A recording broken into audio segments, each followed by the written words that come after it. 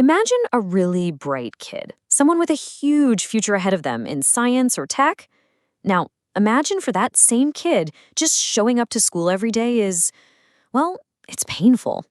This isn't just a thought experiment. It's the true story of one student's fight to get an education without it breaking her spirit. Going to school and classes is very painful and stressful. Those are the actual words of C, the 16-year-old at the center of this story. I mean, that's not something you expect to hear from a student who's doing really well, right? It's a pretty shocking statement that just makes you stop and ask, what on earth is going on here? And that's the big question we're going to dive into. Her story really makes you rethink what success in school is supposed to look like. And it forces us to ask what happens when the student isn't the problem, but the system is. So first, let's get to know C a little bit. On paper, she's the dream student. She's intelligent, full of potential, but what was going on inside her head was a completely different story from the one her report card told. Take a look at this number, 131. So what does that mean? It's her score on the Perceptual Reasoning Index of an intelligence test. That puts her in the 98th percentile. We're talking top 2%. This is someone who has a natural gift for fields like math, physics, computer science, you name it. On paper, she was absolutely set up for success. But here's the piece of the puzzle that changes everything. C was diagnosed with high-functioning autism spectrum disorder.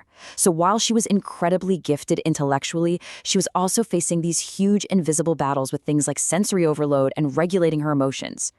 Her intelligence kind of became a mask, hiding just how much she was struggling every single day. So you have to ask, where was all this pain coming from? Was it bullies? Was it the pressure of grades? Well, as you're about to see, the answer is a lot deeper and more systemic than you might think. Yeah, the reason she was hurting so much, it really wasn't what anyone expected. Let's just run through the usual suspects, right? It wasn't bullying. We know she had friends. It wasn't bad grades. We've already seen she was incredibly bright. And while being in social situations could be draining for her, that wasn't the root of the problem either. So if it's none of the usual things, what was it? And here's the answer, right from her. The problem wasn't one thing or one person. It was the whole experience. It was the constant, never-ending stress of just surviving a rigid 8-hour school day. The noise, being forced to sit still, the total lack of flexibility. It was the very structure of school itself that was causing her so much pain.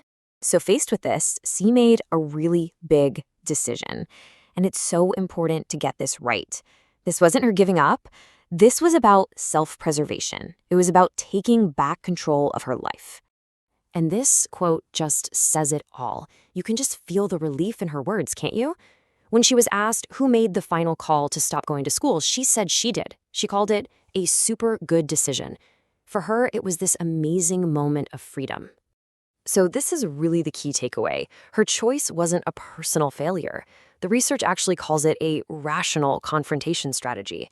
I mean, think about it. If the system is so inflexible that it's hurting you, then leaving that system is probably the most logical and healthy thing you can do. Now, leaving school behind opened up a whole new world for C, of course. But that freedom, it came with its own risks.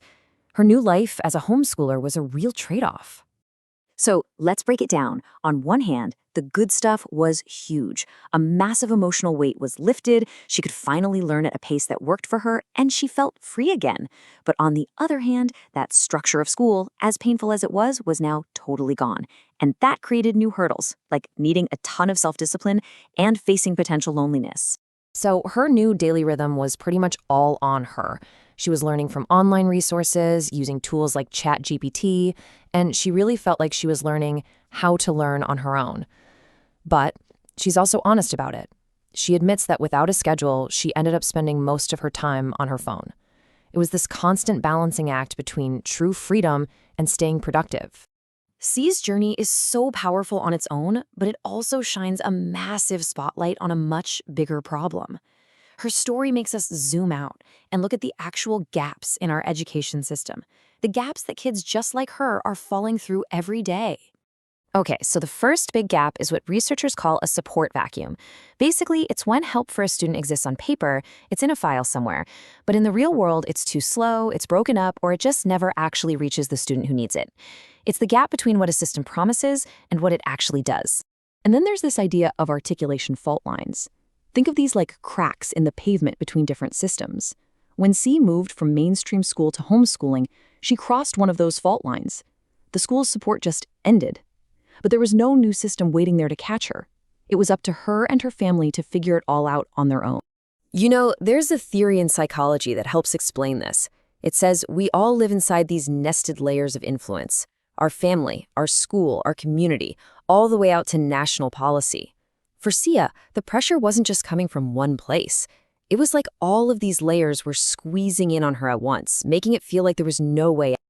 And this table just makes the problem crystal clear. Look at the comparison of homeschooling support in Hong Kong versus places like the UK or Australia. You can really see that support vacuum in action. Other places have official supervision, mental health services, social groups, but here, families are pretty much left to fend for themselves. So, what do we do about all this? Well, C's story points us toward a few key ideas for building a better system. First, we have to change how we think about attendance. It shouldn't just be about being physically in a chair for 8 hours. It should be about being truly engaged. Second, we need to build emotional safety nets, making skills like managing sensory overload a real, official part of a student's education. And finally, we have got to bridge those system gaps with clear plans so that no student ever gets lost in transition again. And that really leaves us with one final massive question. C's journey forces us to look at a belief we take for granted in education. When a student is struggling, our first instinct is always to try and fix the student. But what if the school is the thing that's broken? What if, instead of trying to make every student fit into one rigid box, we started building schools that are flexible enough to fit every student?